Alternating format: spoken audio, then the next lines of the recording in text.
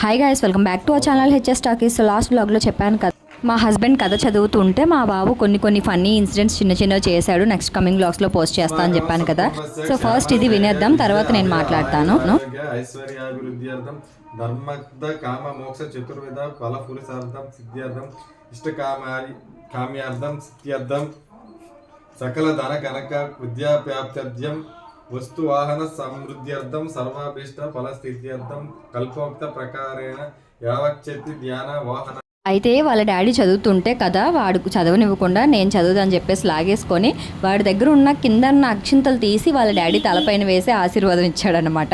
So వాళ్ళ daddy ఏంటి, ఎలాగో మంత్రాలు కరెక్ట్గా సరిపోయాయి కదా అని చెప్పేసి వాడికి ఆశీర్వాదం ఇచ్చారనమాట.